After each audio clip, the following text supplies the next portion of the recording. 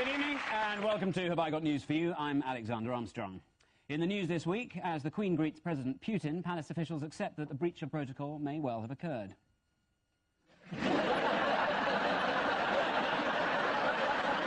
Despite protests over the first gay kiss on the Archers, Radio 4 goes ahead with the sequel.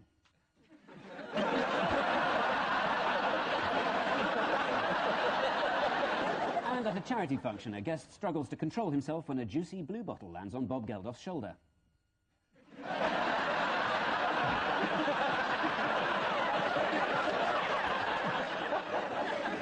With Ian Hislop tonight is an actor and entertainer who recently told the Daily Mirror, "I'd like to do more TV presenting. If a regular job on a quiz came up, I'd absolutely love to do it."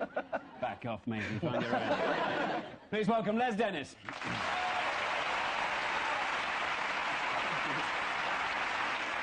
On Paul Merton's team tonight is an academic and writer recently described as the most famous Australian on the world stage after Rupert Murdoch. Bit unfair on Rolf. But hey, please welcome Germaine Greer.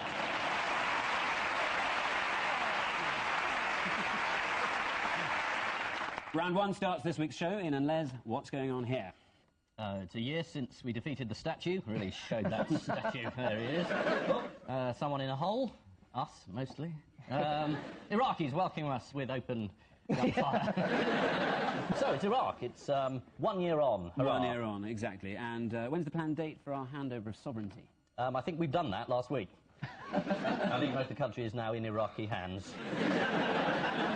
So we're well ahead of schedule. Pretty good, I think. Yeah. Not bad. How's George Bush been attempting to steady the ship? Well, he gave a speech, which is always entertaining, as he tries to find those verbs. He actually gave one of his very rare press conferences, and the question that he couldn't think fast enough to answer was the one about our mistakes. We've got it here. Oh, good. Biggest mistake be, would you say, and what lessons have you learned from it?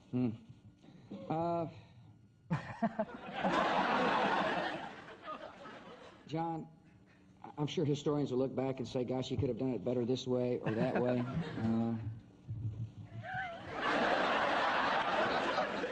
You know, I'm sure something will pop into my head here. I'm trying to come up with an answer, but I hadn't yet.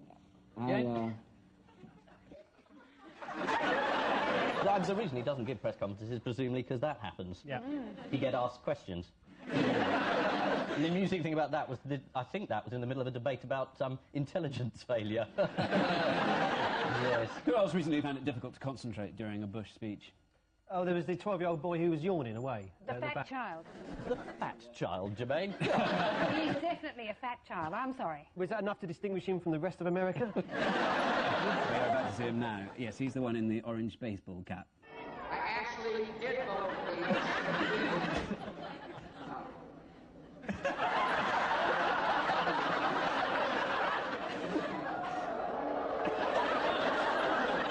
It is a choice between America that leads the world with strength and power.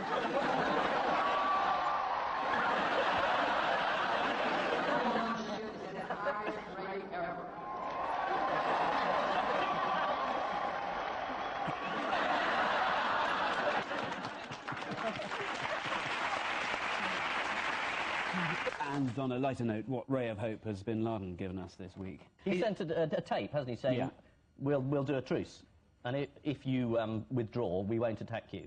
But we don't know it's not John Culshaw yet, do we? And where's Saddam, meanwhile?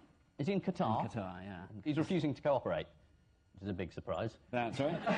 He's always been a friend. Well, he has always been a friend. I mean, that's the whole point. We're now discovering what the job was that he did for us, which was to keep all these warring factions from overrunning the country by simply murdering lots of people. Now we've discovered that we're going to have to take over the murdering, and we just don't like it at all. So before too long, we're going to have a comeback Saddam campaign. Just don't tell us about it. Do you think they're going to put that statue up again? We're going to run it back and... But apparently, at the Easter weekend, they had an Easter egg hunt at the White House, and there was evidence of eggs. But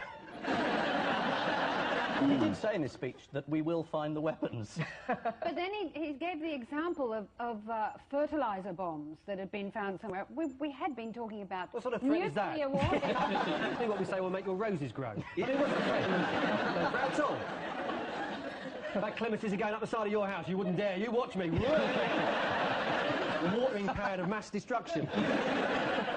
What was Jack Straw's in-depth analysis of the Iraq situation this week? It's all gone wrong. Good evening. He said the lid has come off the pressure cooker, which presumably means those potatoes are never going to get done. Yeah. He obviously doesn't know how a pressure cooker works, does he? No. Oh, that's all right. I'm not going to explain. Don't worry. Because a proper pressure cooker has a sort of safety valve in it, so the lid never comes off. It has a mad little bobbler that goes spitting and screaming.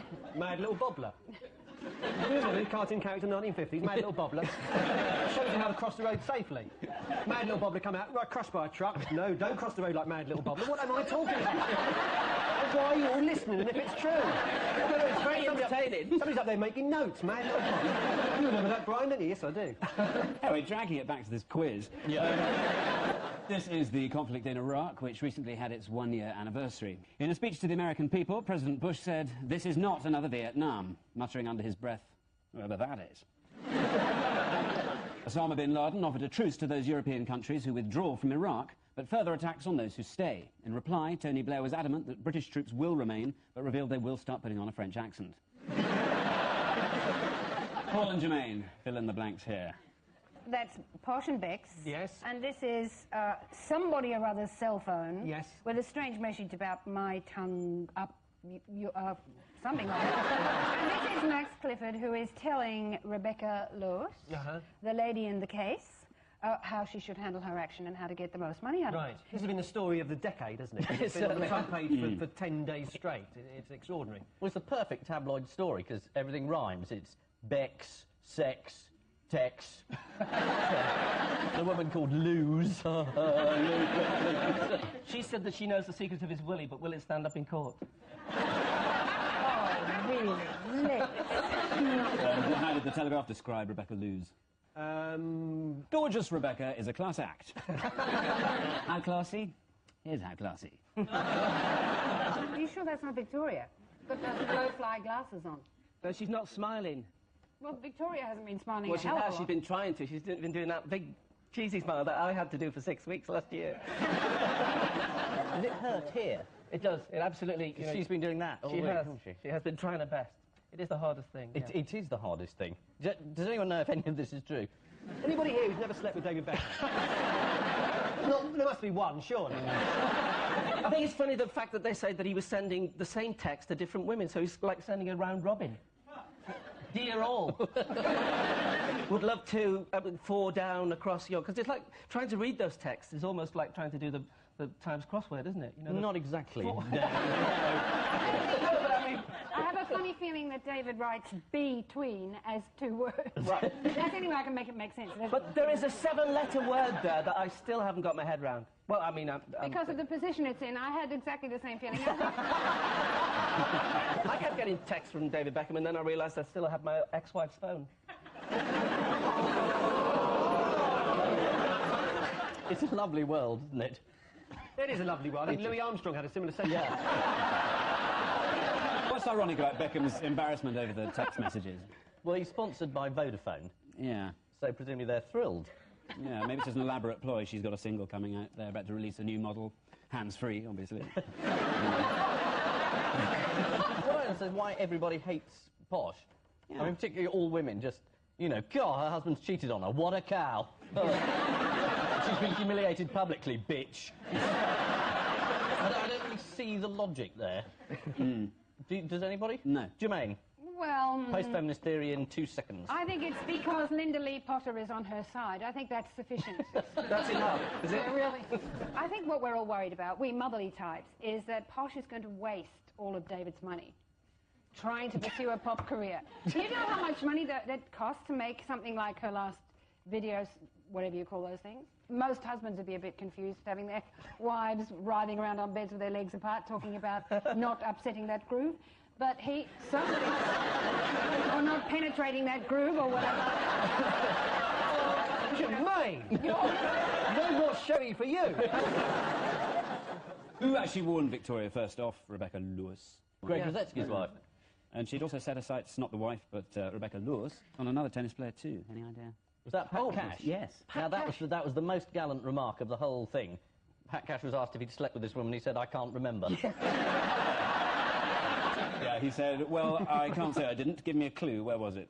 I'm 50% sure I did. Yes, anyway, this is the tabloid feeding frenzy over the Beckham revelations. According to the Daily Mail, Victoria will use the furore over Beckham's affair to bring out a record. My God, she's making him pay. Beckham's former PA, Rebecca Lewis, claims to have received one text saying, I want you to pull on the handbrake, lie on top of the bonnet, let me kiss you all the way up the inside of your legs and make love. And then when I tap the dashboard, I want you to perform an emergency stop.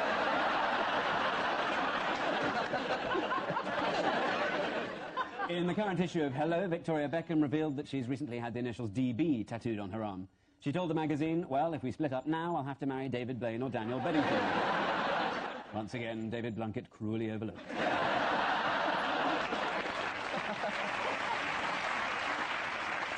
We should point out that David Beckham has described the allegations as ludicrous, and he went on to say, the simple truth is, I'm a very happily married man with 2 special kids. Well, let's thank the lawyer for that gag.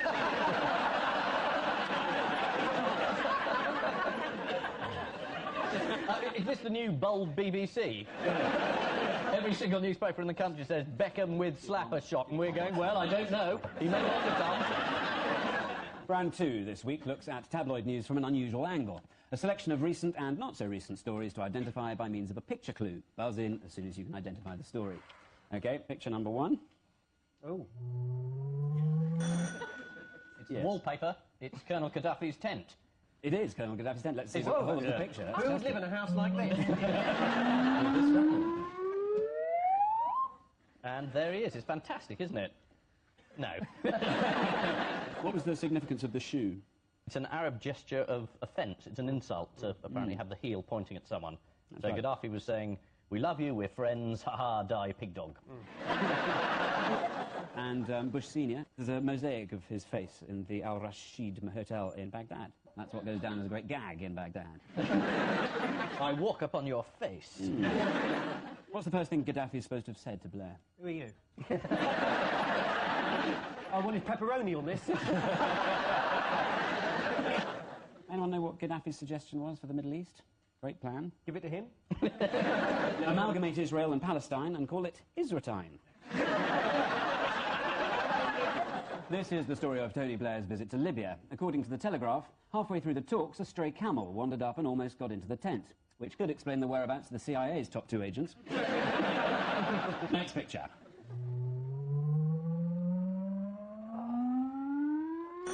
Yeah. It's Bill the Tortoise. It was Tim the Tortoise. Tim the Tortoise. Yeah. Yeah. And he's very, very old. Well, he's dead How now, old? isn't He's that old. he? He's that old. He's 69. 160 he was. But he'd had an interesting life, hadn't he? He had. He'd been on a slave ship. He'd been a ship's mascot. He'd lived through 2 world wars. He'd married Barbara Cartland, apparently. Lived happily for over 100 years. He saw action at the siege of Sebastopol in What do you mean he 1854. saw action? Was he camping nearby? What do you mean he saw action? Somebody held him up. Oh, look at that. Go in the box. Which other old animal's been in the news recently? There's a mouse that's 130 years old. 36 years old in mouse years. Mouse which years, is yeah. 4 years in our years. This mouse is apparently still active sexually as well, isn't Yeah. it? Yeah. It's been dead 3 weeks. Have to knock it down with a spade every night. Comes out and goes. Zombie mouse. No cat is safe. Timmy spent most of his life in the gardens of Powderham Castle, where the family motto was painted on his underside. Ubi lapsus squid feci, meaning, where have I fallen, what have I done? And you'll find exactly the same thing painted on the underside of George Best. Next picture.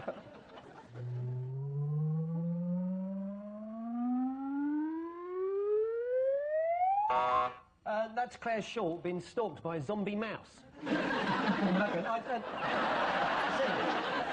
Well, this is presumably about her saying we bugged the head of the UN. Is that the story? That is the story. There's a Sun yeah. reporter dressed as a bug. Oh, I see. That's him on his way to work, is it? I think he's trying to bug her. But to be fair, she's only got one leg. So she's not doing that. Does she keep the other leg in the bag? So they've said to some journalists, look, you've got to dress up as a bug. Yeah, go and chase Claire Short. Yeah, you should be able to catch her. She's only got one leg. Wouldn't take a moment. And how did Downing Street react to Short's outburst? Shut it, Short! Bring out of all the zip it, Claire, zip it.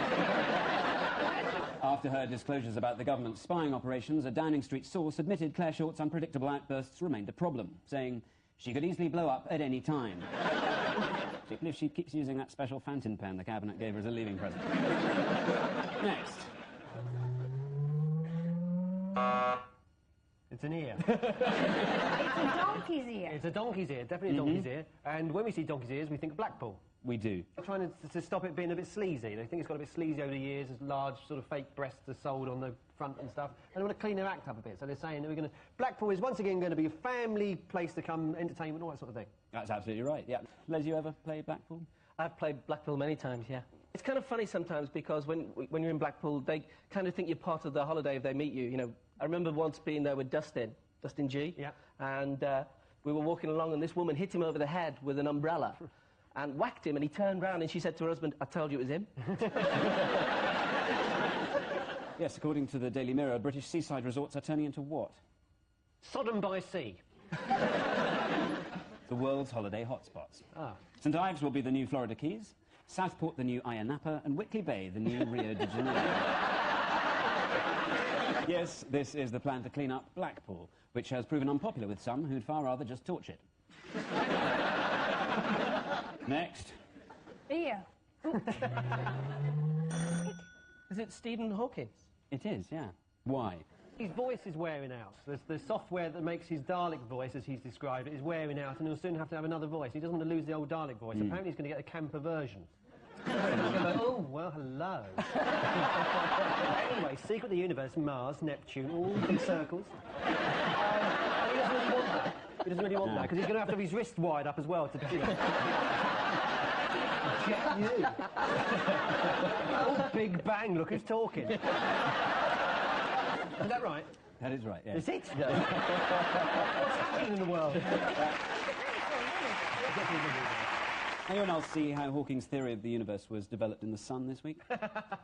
Has it got big breasts? Universe is giant Pringle. There we are. There's a Pringle, and there's the Cosmo. I don't think it's to scale.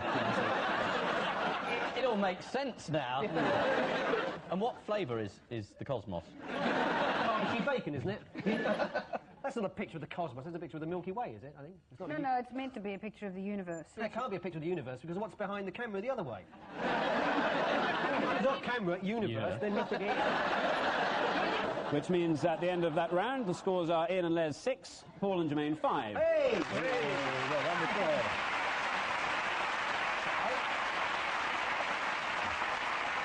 The odd one out round is next. Ian and Les, Conrad Black, Paul Daniels, Paula Radcliffe, and Ian Duncan Smith. Paul Daniels saying, is this a wig? Or is he pointing down to Ian Duncan Smith and saying, ho, he hasn't got one of these? Is Ian Duncan Smith the only one who's looking in the eyes of a zombie mouse? I wish I'd sewn my cat flap up. Is that domestic arrangement? Oh, employing your wife? It's exactly that. Oh, right. Absolutely. And so How who's did our Paula odd one out? Radcliffe employ her wife? She's the odd one out. Because she doesn't. She is the odd one out, yes, because she employs her husband as her manager. Where did Paul Daniels and Debbie McGee first meet? I think that was in probably summer season in Blackpool. In Great Yarmouth. No, Have you I've done seen Panto it. with them? No, I haven't actually. I've seen them in Panto. Have you seen them in Panto? Yeah, he was the Sheriff of Nottingham. Yeah. And she was Maid Marian. Which was a shame, because the pantomime was Aladdin. And when the Guardian asked if he and Debbie were going to have children, how did he react? He. Everything's funny to me. The answer is they all employed their wives, apart from Paula Radcliffe, who employs her husband as her manager. After a traumatic year, Betsy Duncan Smith told the Daily Mail, I want to get back to normal. I'm longing to iron a shirt again.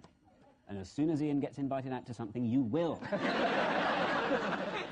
In his autobiography, Paul Daniels describes an occasion when Debbie was lying stark naked on the bed, wearing the sort of sleeping blindfold you get on long-haul flights. Printed on it was "Do not disturb." But further down her body, she had a sign that said "Disturb." Which, if I'm honest, I find very disturbing. Paul and Germaine, your four are Mikhail Gorbachev, Jamie Oliver, Van Morrison, and Tequin Whittock. Have they all been called to give evidence in Milosevic's trial? Is it adverts? Not really, no. Jamie Oliver is going to Australia. Yippee, but that's not the answer. That's nothing. It's taking care of business. Oh, they're patented their names. Tequin Whittock wants to patent his name for cough medicine. And Jamie Oliver's probably, because he's got, you get Jamie's Fish Burgers at Sainsbury's, so he's probably changed his name to Jamie Fish Burgers. Van Morrison's painted his name because he's going on the removal business. And Gorbachev is the only one out because he's not painted his name. What has he patented? His head, the mark on his head. Is the right answer, yeah. They have all registered their names as... They all registered their names as trademarks. I wonder if he was one of those babies that was born with hair. And only sort of in his 50s went, my God, what's that? Have you seen other ways he's been ripped off? There is a Gorby Russian doll, a Gorby keyring, and finally, or if it had been a... What did Jamie cook accidentally this Valentine's Day? This is fun. Oh. Zombie mouse. He nearly cooked his private parts. He did, yeah. Because he... Well, he's got as far as pouring gravy on them. What am I doing? I'm sitting in a baking tray. What are you doing? Yeah, I was naked in the kitchen, he said, and burnt my penis. It really ruined my evening and my night. Yes, the answer is they have all registered their names as trademarks, except for Mikhail Gorbachev. He's registered the birthmark on his head. According to Gorbachev, Boris Yeltsin is a very strange man, full of tricks and a thirst for power. Not too much tonic with my power there. After being found guilty of helping Major Ingram cheat on Millionaire, Tequin Whittock was threatened with prison, where he'd have no doubt discovered a different meaning to the expression fastest finger first.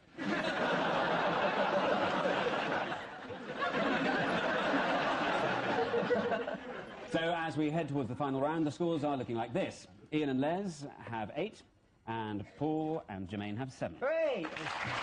Yes.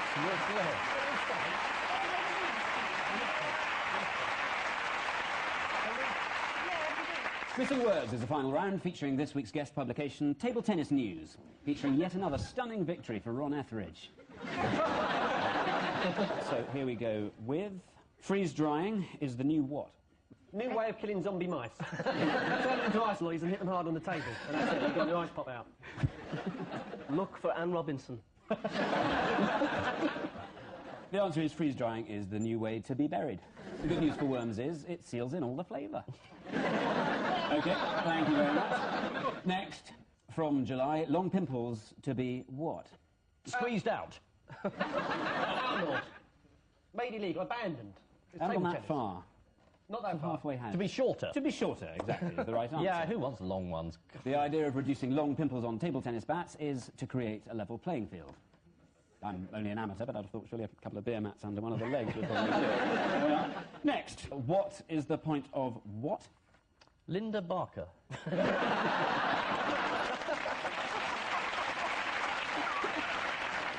No, Prince Andrew is the answer. Next, Paul finds what in his M&S stir-fry? Debbie McGee. Gibraltar. He finds a live African frog. Yeah, mind you, looking at the guy who found it, it was probably a bigger shock for the frog. And lastly, 1 in 5, too what to what? Too thick to think. It can't be too posh to push, because that'd be too silly, so it must be something like that. Too fat to oh. Too fat to fly. I remember. It's too fat to fly. 1 in 5, too fat to fly. Of course they can't fly. You know They're that... And they get off the ground. Fat people can't get on aircraft. Well, not 1 in because 5. their seats are too little. They can, and they sit next to me. They put the arm up and say, Which is ironic when they're called jumbo jets. Too flabby to join the army. Oh, Yeah. That brings us to the end of tonight's contest, and the final scores are as follows. Ian and Les have 10, Hey. Paul and Germaine have 9. Oh, very well done. Brilliant. Just before we go, there's time for our caption competition. Well, there we are. Batman, Superman, Spider-Man, and last costume in the fancy dress shop man. Is Superman saying to Batman, I thought we might eat Italian tonight. I don't know about you. Just amuses me, you know. And I leave you with news that Mel Gibson is forced to accept that some audience members may have been affected by the violence in his latest film. MI5 agents reap unexpected dividends with the trick question, who'd like some fertiliser?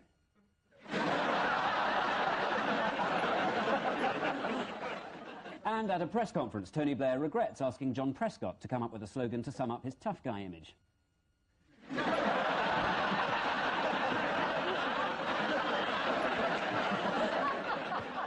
Good night.